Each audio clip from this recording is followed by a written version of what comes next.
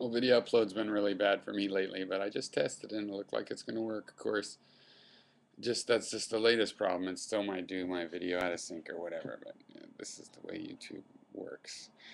Um, so this is going to be a reply to this great illusion, which this video, I think I might have mentioned this illusion before, that this video does a good job of showing just how weird it is.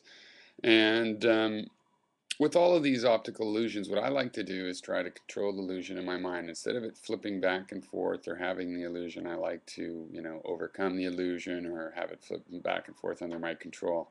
What I mean by flip back and forth is like in that famous optical illusion with the vase and the two faces. I want to be able to see the faces when I want, and then boom, be able to see the vase. That's a pretty easy one. Another fairly straightforward one is that cubes one that they used in that game, Cubit, or forget what that game was where you hopped around on it, but where there's the cubes, three-dimensional cubes, and they can look like they're pointing in or they can look like they're pointing out. You can pop that one back and forth. Now this video that I'm replying to, this optical illusion, it's a very difficult one to do that to. But I can do it, and it's interesting. I mean, basically the way you do it is you kind of have to flatten the image in your mind, take all the three-dimensional idea out of it, recognize that it's on a flat surface, and just look at it as patches of colors, and you'll see that the colors are the same, or at least I can.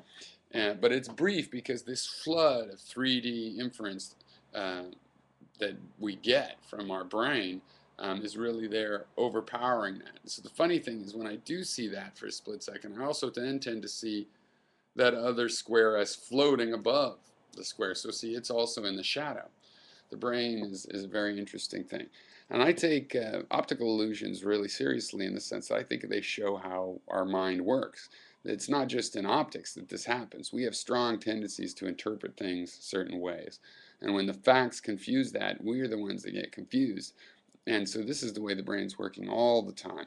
And people that are conditioned to have a particular response to, their situation in life, they're doing the same exact thing we're all doing when we see an optical illusion. It's the interpretation itself is powerful. And by the time we're thinking about things, we've done so many interpretations, thousands and thousands, if not millions of discernibly different interpretations, and we get a flood of this downstream energy and all of this momentum, all of the crashing consequences of interpretation upon interpretation upon interpretation, everything we do, making even the most straightforward human thoughts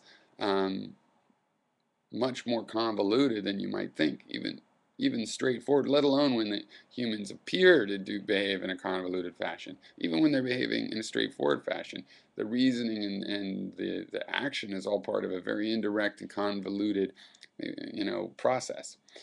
And so anyway, this is a great video of a great optical illusion.